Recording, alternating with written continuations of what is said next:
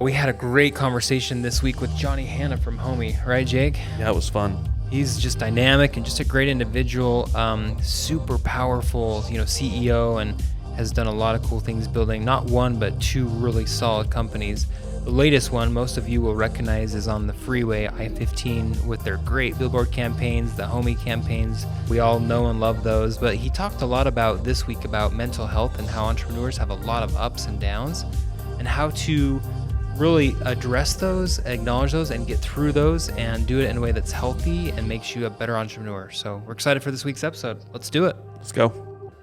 All right. We're super excited here today at the Midnight Founders Podcast to be with Hanna of Homie. Super excited to have you here, Johnny. Thanks for joining us today. Thanks for having me. As you probably know, no one's heard of Homie at all, especially when they're driving down the freeway. So we don't even know how this is going to go. you know, billboard marketing's done well for us. So. Yes, it has. Cool. Well, Johnny, tell us, Jake and I here, tell us kind of your journey. Where did it start and how did it get momentum and where are you at now? It started, I would say, from my previous company was Entrada real estate software for apartments. And so this just kind of was the next thing, helping people to move into a home and buy and own a home. So we started in 2015, and I had a couple co-founders, Mike Peregrina, Mike Trianfo, who came with me from Entrada. And the three of us, any real estate transactions we had done, we had worked with great friends. We had great experiences, but we just felt it was a little too expensive once we got to the closing table and felt like there could be an opportunity to make something better for consumers, less expensive, especially seeing how expensive it was. We figured we could save consumers $10,000 a pop. Utah market, right? Yeah. And I don't know of any company that can say, yeah, we save you $10,000. With people complaining about gas prices, that's 3 years worth of gas, that we could save you in one sitting. So, or a year at the current prices. Yeah, exactly. At the current prices. Yeah. Keeps going up. Yeah. Yeah. But it was exciting. It was a challenge, and it's been a challenge. It's the largest trade organization in the nation. We've had tons of kickback, and we still do. Tell us a little bit about that. Yeah. When you say kickback, what does that mean? We just have done things differently. Originally, we started out not as a real estate brokerage. We were a team of technologists and attorneys. So there's two exemptions from being a real estate agent. Like, you can market properties online. That's what KSL does. That's what Zillow does. And they don't have to be brokerages. And then if you're an attorney, you can help people close on transactions and negotiate and do the real estate purchase contract. So those two exemptions, we started the company. But all of the realtors felt that we weren't playing on an even playing field. So we got turned into the division of real estate just nonstop. So I know like everybody by name at that office, unfortunately. Watch out, here comes Hanna, Yeah. And I, I'm not mad at them. Like, they got complaints like they never have had before. And so I made their jobs a lot worse. Because you're disrupting the industry. We just were doing things different. It's never been done, really. Yeah, and we were marketing. I think we had a bigger marketing budget than others that have kind of gone down this path before. So yeah, we just we caused some commotion, and that we were turned into the division of real estate enough to where the division said, look, you guys are practicing real estate without a license. And we shared the exemptions. We said, look, we're following these two laws, and and there wasn't anything against that.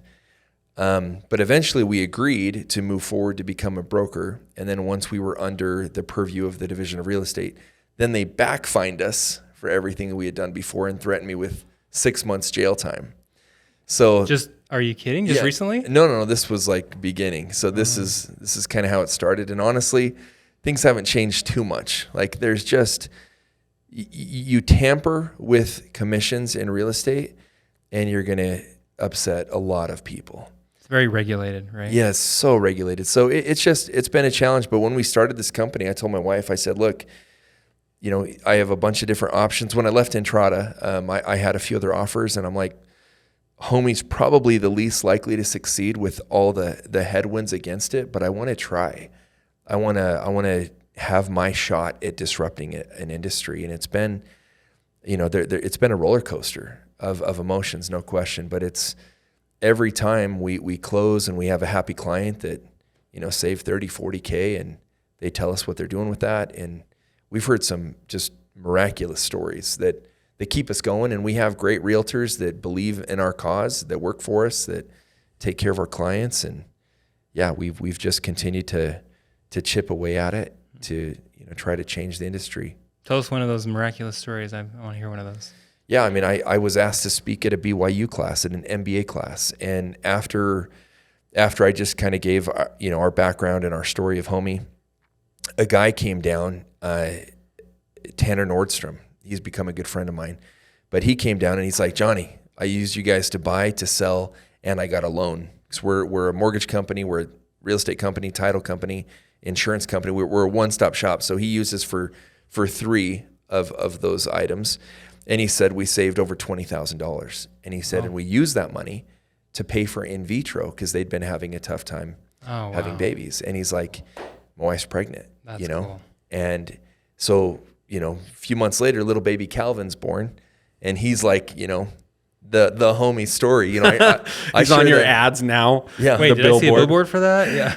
I showed that at baby. a company meeting. We all cried. But we've had cool. several stories like that are just like life changing. And he said that he's like, we couldn't have afforded in vitro without you. There was another client that their son had a really bad accident and they had huge medical bills. And so the savings they used from us helped cover those medical bills. And we hear these stories and it's like, yeah, it's not just, a few dollars off. It's tens of thousands of dollars that can. It's enough to actually move the needle. You can move the needle. Yeah. And not that money buys happiness, but getting out of debt, paying medical bills, being able to pay for in vitro to have a kid. Cool.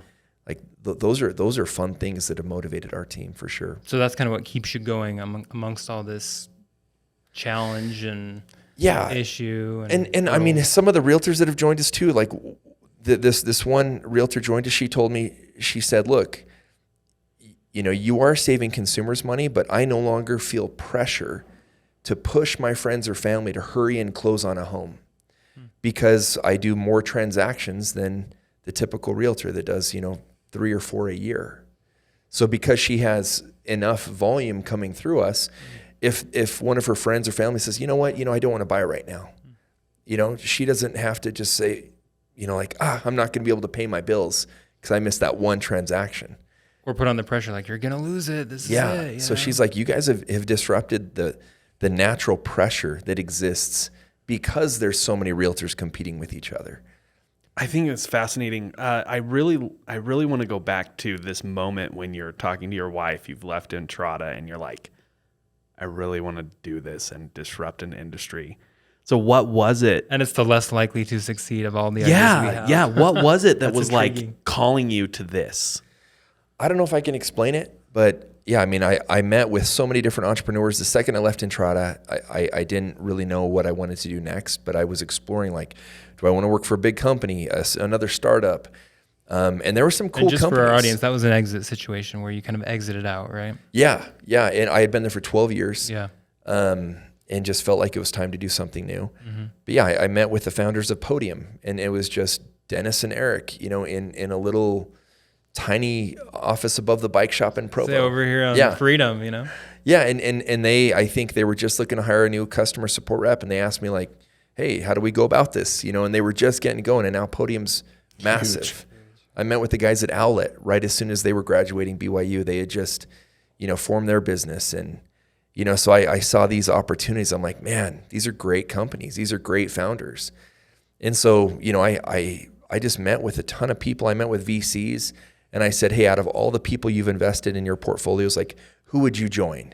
Who would you go meet with and say, hey, put me on your executive team? I did this at my previous company, and they would say, yeah, I'd join this company or this one.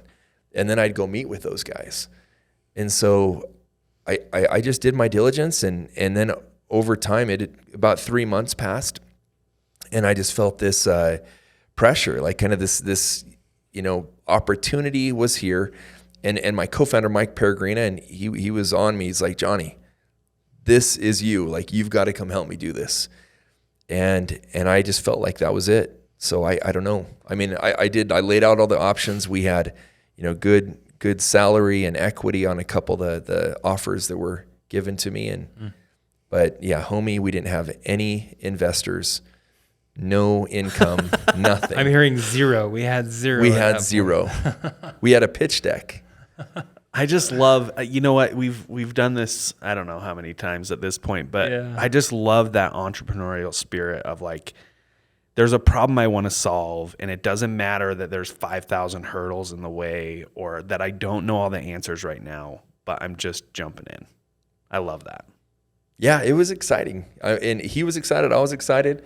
Once we were committed, we were ready to go. And we, again, brought on my other co-founder, Mike Triunfo from Entrada. He was great. And we just started having other people join us that were passionate. Yeah. And that we're excited about, like, hey, let's take on this industry. Let's go. Yeah. And I love that you have that continued fire with all of these stories and the way you're able to help people. I love that. And that you're changing an entire industry. That's not many people can say that. That's cool.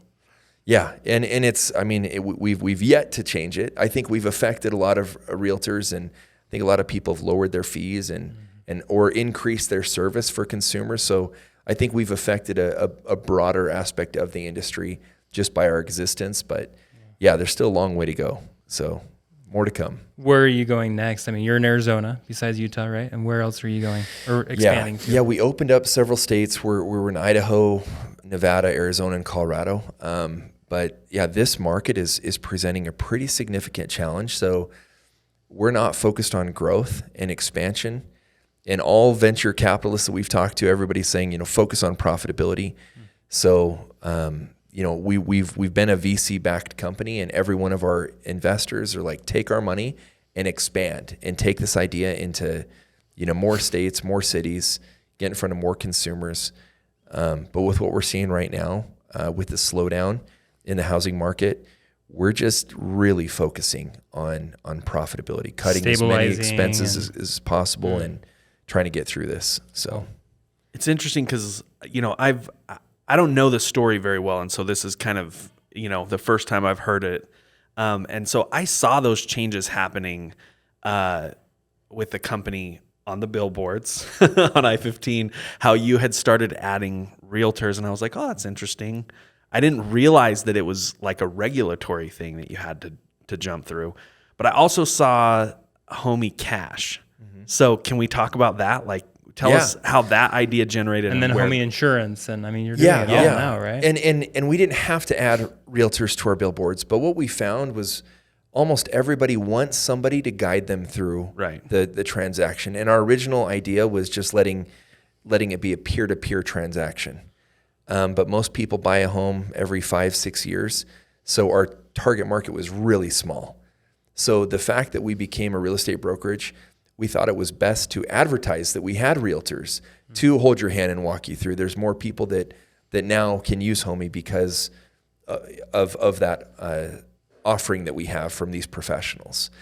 But yeah, Homey Cash, we ended up becoming a mortgage company. And then there's kind of a graduation. There's a scale. You can become a mortgage company, a delegated correspondent broker, lender.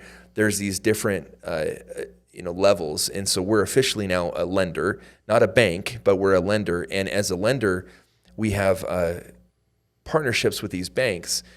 And this last year where there were 15 offers per home, it was the cash offers that were winning. And a lot of these cash offers were coming from investors or out-of-towners. So a lot of Utahns were losing deals. And we thought, how do we help our buyers become cash buyers? So we worked with our partner bank as a lender to get them to give us the money to buy the home in behalf of our client. So we could say, which home do you want? You want that one? How much do you want to offer? We would qualify them, and then we would buy the home, and they could go and say, look, I'm a cash buyer, and they would win the bid. Then they would buy back from you, essentially. And then they'd get a loan back through us. I thought it was genius. So it was great. It's been great. Even in this market, right now, homes are sitting on the market for 30 plus days, where a little bit ago, again, they'd be on the market for like an hour. Yeah. It was crazy. But yeah, because they're sitting on the market, you don't want to take an offer from somebody that you don't know if they're going to fall through. Like there's been layoffs, like are people going to be able to close on this in 30 days? So cash is still king, and people are willing to take a lower price for their home with cash. So we still have people coming and getting Homey Cash approved and making those cash offers and getting better deals on the homes that are available today. Yeah, I mean, we sold a rental property we owned, and we had to set parameters on how long it was going to be open that we would accept offers, because we had a full price offer within 30 minutes of listing the property. And I was like, Amazing. what the heck? Yeah. So it was a crazy market there for a little while. So I thought, when I saw your signs and saw that's what you were doing, I looked into it a little bit, and I was like, that's genius. Yeah, it's helped our clients and Utahns to be able to compete with all the corporations that are buying with cash. Yeah. Johnny, who is the creative genius behind all your billboard campaigns?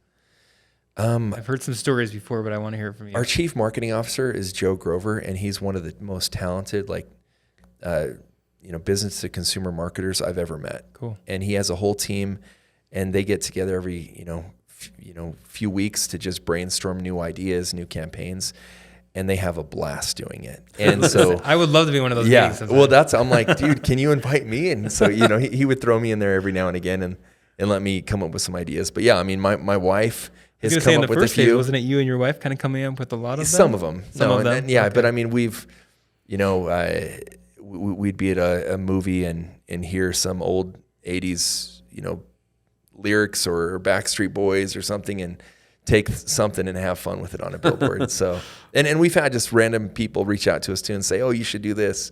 And we've taken other people's ideas. Oh, so, cool. Yeah, it's that has been a lot of fun. That's been a great part of the business.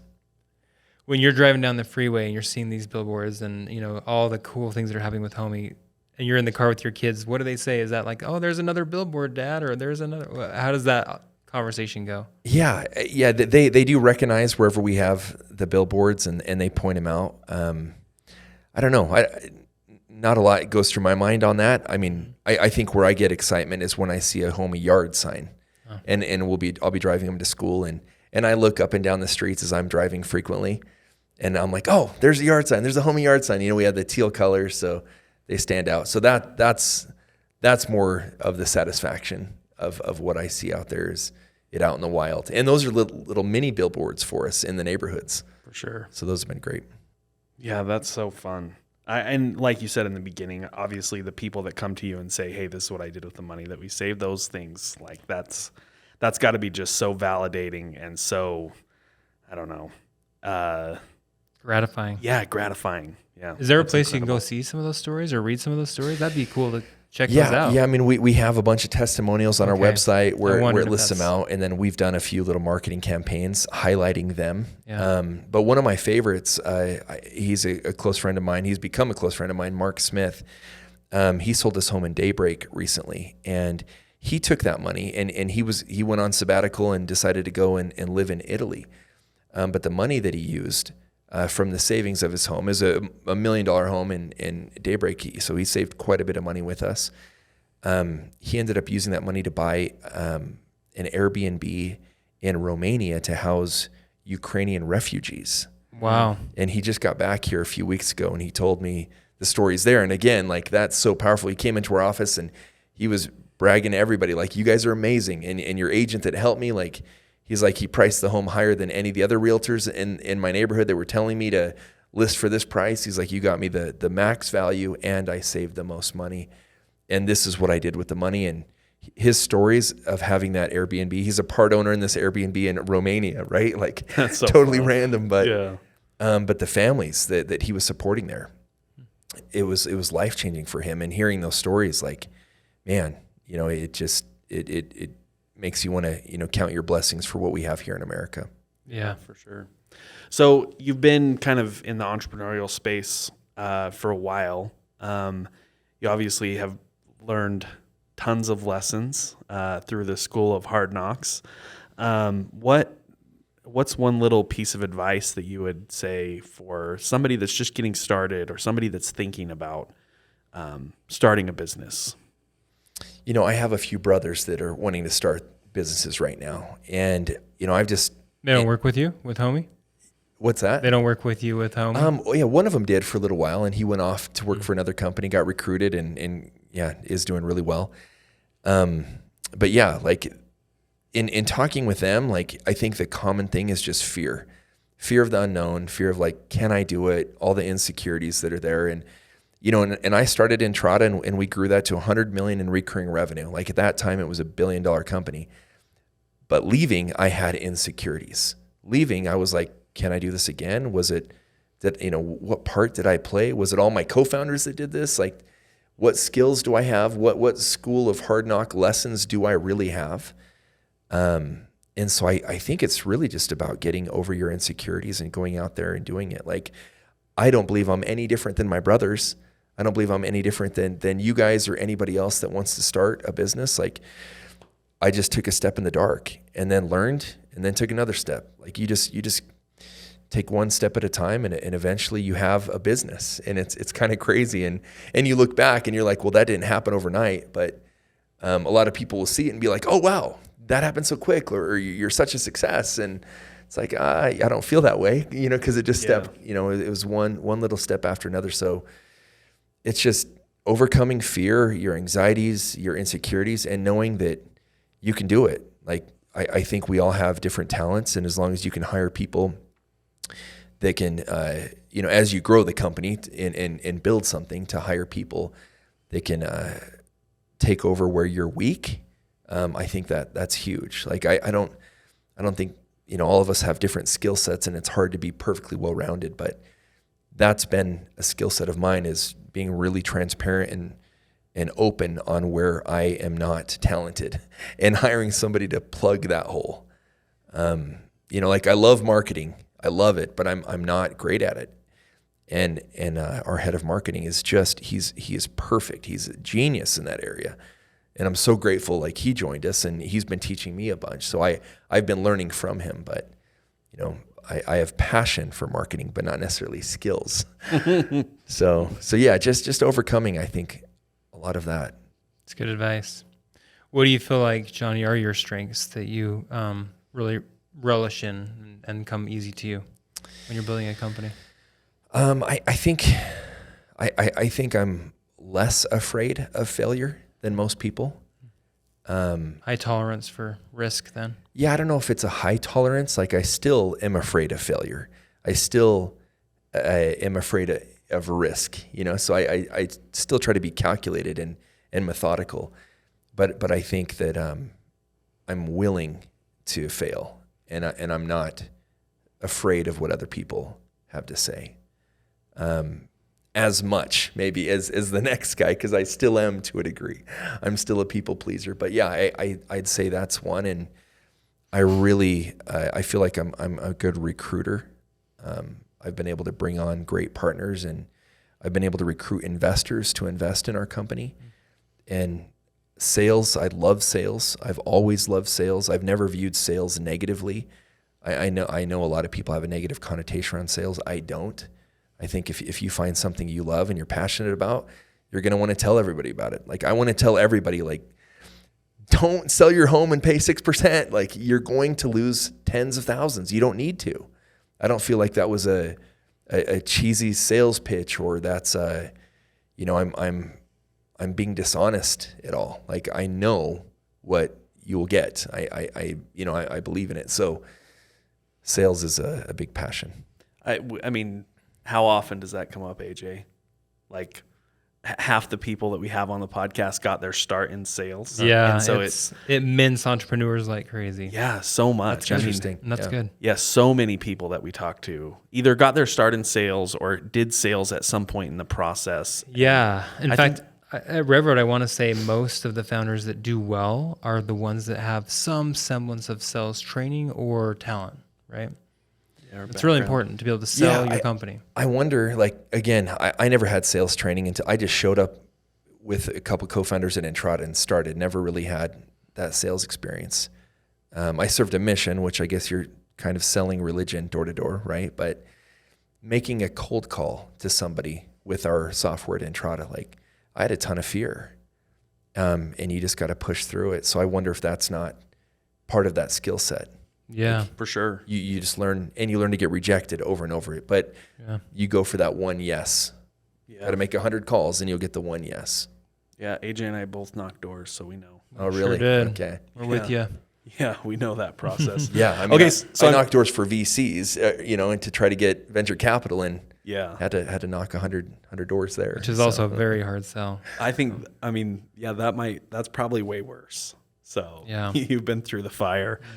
So I'm really interested in the conversation you had with your wife when you decided to start Homie. It sounds like she's very supportive, has kind of been with you along this whole journey. Can you talk about that?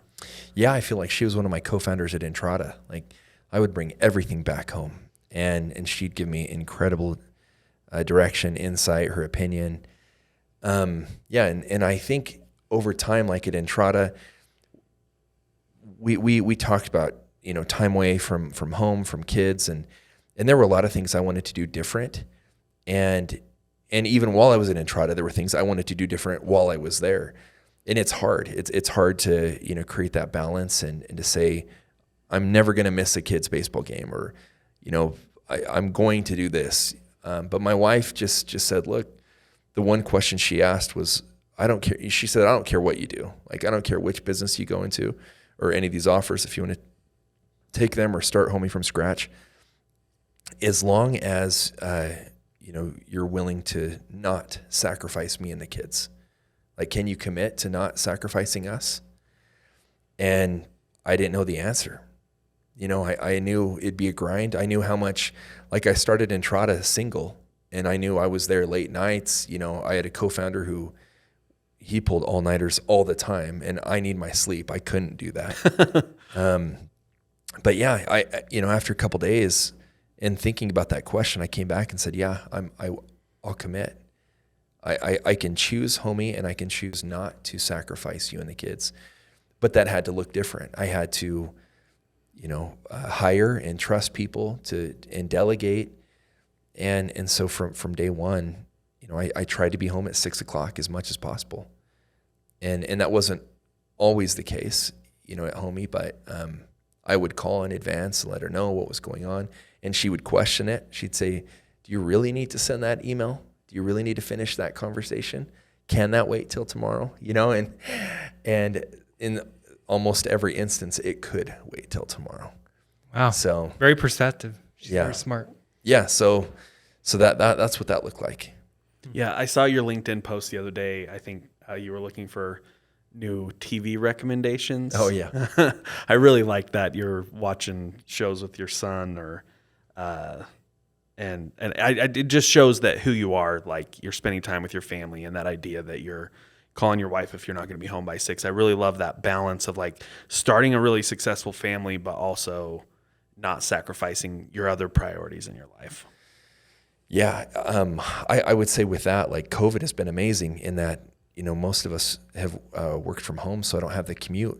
I actually work today at the office, but most mornings I'm not commuting, so I can wake up with the kids. And, a lot of people that commented on my LinkedIn were like, oh, you should read a book or do something more active. I'm like, yes, I'm just waking up, and there's not a chance. Like, I'm going to lay down and, because my kids get me up. I have a little 1-year-old and a 3-year-old, and yeah, they get us up at, a little before 6 a.m. every morning. And like, I still need a little bit of rest. So yeah, I got some recommendations. Bluey it is. Bluey was everyone's recommendation, and I haven't seen it. You haven't seen it? No. They're so good. Yeah, Bluey's so good. I've not seen it either. I need to check it out. Yeah, we have little kids, and so that one's by far A lot the of people best. said, yeah, when their kids leave to school, they still stay watching it. So it must be pretty good. It's really fun. Yeah, Bluey's great.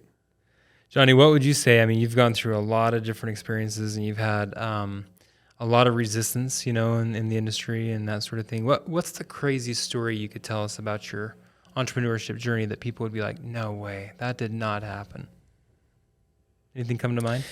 Yeah, I don't know if it is the answer to your question, but the one thing that was shared earlier was talking about mental health. Like that's been big for me. And You've written a lot about that. I've written a lot about Yeah. it. Yeah. And I would say like it might be surprising for people to think like that I really was in a dark place and was really struggling for a period at Homey. Like after a couple years of starting it, we had raised a little bit of money, but we were struggling getting the next round raised. And when you raise money from VCs, like the way they make their money is typically from you raising another round and having a higher valuation. That's typical. It's not very typical for you just to raise some money and then just go to profitability. So, the next round is always what you're chasing. And we were really struggling after a couple of years, trying to find ourselves, trying to find a really good product market fit. And, I had some really dark thoughts for a period of time. I wasn't going suicidal, but I was thinking like, how do I go into a coma? What could I do to get into a coma? Because I don't want to die, but like, how do I just check out for a number of months? To numb the pain or something? To just like the stresses and the pressure that was around. And that's real. Like, and that's hard. And I think you can just look at anybody. There's a lot of big businesses out there that look like they're doing great. And you actually don't know behind the scenes, and you really never know. And you don't know the struggles people are having with co-founders or with investors or with personal stuff, just with your families. Like all of that's going on nonstop. So I've been pretty open on that point to try to just destigmatize the whole mental health thing. Like we all struggle. Everybody does. And I have a therapist. I've had a therapist for years, and I've learned a ton from it. And it's totally helped me. And again, I mentioned, it's been a roller coaster at Homey, and it still is. Like this market is a huge challenge. And I had to go through layoffs. And I thought like with all my mental health training and all this stuff that I'd been doing that I was ready to, handle anything my way, and layoffs, like that wrecked me. I was bedridden for 8 days. I couldn't get out of bed. And I'm not trying to make this about me, like, but I knew the families that I was affecting. I knew the people that now didn't have jobs. And that sucks. Like anyone that wants to be an entrepreneur, like at that time I'd say, don't do it. Don't even try to start a business. Like it's not worth it. It's not worth firing people. Like there can be nothing as crappy as that. And that the crying CEO, I don't know if you guys saw that guy on LinkedIn. Like I feel awful for him. Like I know how he felt. Like I was bawling. Like my wife came in and she was supporting me, but like, I'm like, these families are the ones that need support. And I tried to go back to LinkedIn to try to get them jobs, and luckily everybody landed pretty quickly. But yeah, I mean, there's a few actually that are still looking for the right fit. So I don't know, like as hard as it is, like it's still worth it. It's still worth it to start a business, still worth it to move forward. But these challenges are real and they stretch you. Yeah. And don't beat yourself up if you get down, feel depressed, or have anxiety or any of those emotions, because they're real and they'll come no matter what, whether you start a business or not, right? Like it's almost like you should acknowledge them, because if you suppress them, they get worse, right? And they compound. Yeah. Yeah. So it sounds like you've had some training and some help along the way.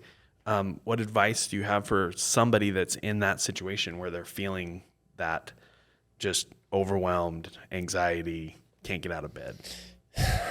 I would just say dig for help, and I don't know. I don't think there's any one therapy that works for everybody, but like try to find something that really helps you. Meditation, there's plenty of different types of therapy. And I've tried so many different ones, and I found a couple that feel great for me and great for my wife and kids, and we're all in it together. Like, I think everybody needs a therapist. I think everybody needs that outlet to be open. And so that's where I just think it should be natural and normal, where it has the stigma still. I think that's going away to a large extent. I feel like people are being a lot more open and vulnerable these days. But yeah, just continue to go deep and analyze your thoughts, analyze your feelings, analyze why things happen, analyze your childhood. Like, I have looked so much into my childhood, and that has been the best thing I could have done is just analyze like why do I think this? And really, where is there some experience that's tied to how I'm feeling right now? And almost every time, whenever I take the time to do that, I can think of times in my life where I had trauma. And either it was, and I can't remember the therapist, but somebody said there's little T trauma and big T trauma. And when we hear trauma, we think of big T trauma, like, you were molested or you were something bad happened. But little T trauma could be like, somebody said you were ugly, or you didn't get picked first, or you were picked last on the playground, and that's the little T trauma. And that has effects.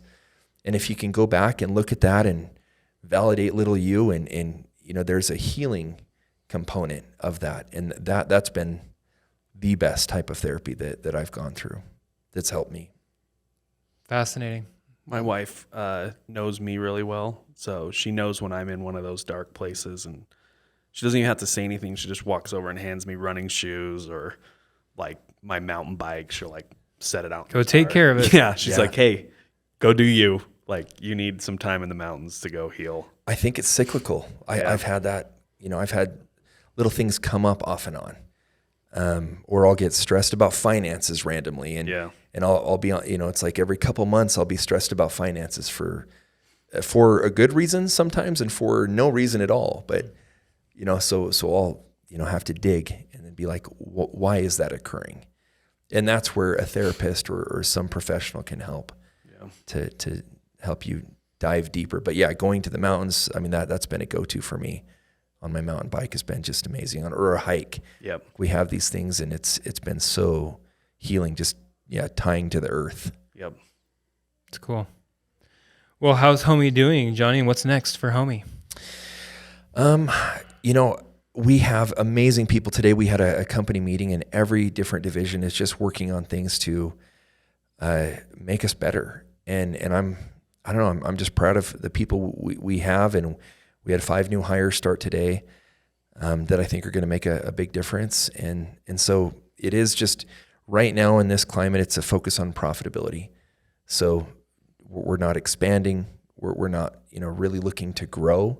We're looking to kind of make it through what this real estate market looks like and get to the other side. So that's the focus right now. Do you have any predictions on how long we're going to be in this slump, maybe? You can read an article from some expert that goes with whatever you want it to say. So I really have no clue, but it does feel like it's going to get a little worse before it gets better. In July, there were 30% fewer closings than the previous year, same month. And in this last month, there were 25% fewer closings. So, homes went from being on the market, I think on average 6 days to, 30 plus days. So homes are just sitting on the market where everybody still feels like it was a feeding frenzy and everyone's freaking out like, how come my home's not selling? So there's a lot of pressure out there that people feel like that they need to hurry and sell their home. But I think because of that, prices are going to come down. I hope they come down significantly for our future's sake. Otherwise, our kids are all going to be living with us indefinitely. So true. Yeah. So I think, interest rates are going to stay where they are for a little while. But 5.25 today, is that where they're at roughly? Yeah. Mid fives. Mid fives. I would say. Yeah. Some of the billboard advertising is always a little lower. Mm-hmm. But yeah, about mid fives is where they are. Still lower than where they were when our parents were buying homes. But from what we're used to the last couple of years, they're double. And is that the same thing with like the average time on the market for a house? Like, we're so used to this, like 3 days or 5 days or 1 day or 3 hours. Like, is 30 days more typical historically speaking? It's completely typical. Yeah. Yeah. It's normal, but I think it's going to stretch, and we're going into the winter as well. So the winter season is typically a little bit longer. So the fact that we're at 30 here in the summer, I think, it's going to get a little worse. Home prices will come down. And I think it's a good thing. Most people have hundreds of thousands of dollars of equity in their house, so people can afford to have their home price decrease a little bit and not be in too much trouble. So I think it'll be a good thing for home buyers, especially where they've just had it rough the last couple of years. Yeah, it has not been a good market for them the last little Yeah. bit, huh? What do you feel like, other than the market, are the concerns or challenges that threaten Homey in any way? I think that's the biggest threat, is just, the economy in general.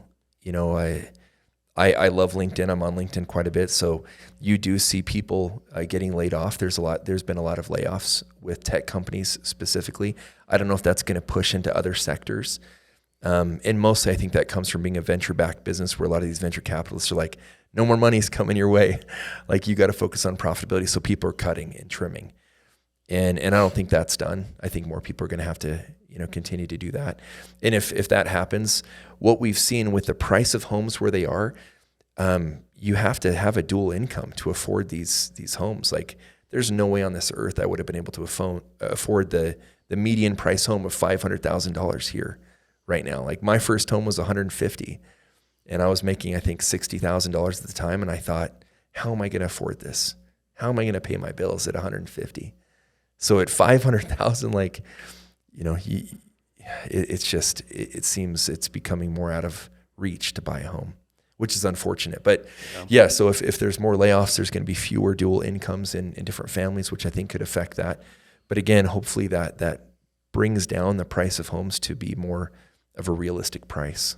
That's what I'm hoping for. Very cool. Well, where do people find out more about Homey, Johnny? We continue to hire agents. So if anybody has friends or family that are agents, we have really good experts, and we'd like to recruit more. So you can find out about Homey on homey.com, or if you have, realtors that are in your network, which most people do, we would love for them to send those realtors our way. We're trying to expand and grow specifically here in Utah, and expand our network and our reach. Is it best if they're already licensed, or they can do that at Homey? Yeah, either way, you can get licensed. But yeah, there's, I think, about 25,000 realtors here in Utah, and there's only about 50,000 transactions that happen each year. So there's only two per realtor. Two per realtor. So a lot of realtors, want to find a place where they can have a brand that supports them, they can help them get business, and our model does that. So I think we'll have a lot more agents on billboards coming soon. So that's how we find them. You just get on I-15, hop on the exact, drive one find us on direction or the other. Love it. Johnny, it's been so fun to have you here on the podcast today. Yeah, no, thanks for your time. Thanks for the conversation. We're excited for what Homey's going to do in the future. Take care. The Midnight Founders Podcast is a podcast about entrepreneurship that is hosted by CB Vault and Rev Road. CB Vault is the entrepreneur arm of Central Bank. And Rev Road is a venture services firm where companies come to grow. Thanks for listening to us. You can find us on Apple Podcasts and Spotify, wherever you listen to your podcasts. This is AJ and Jake signing out.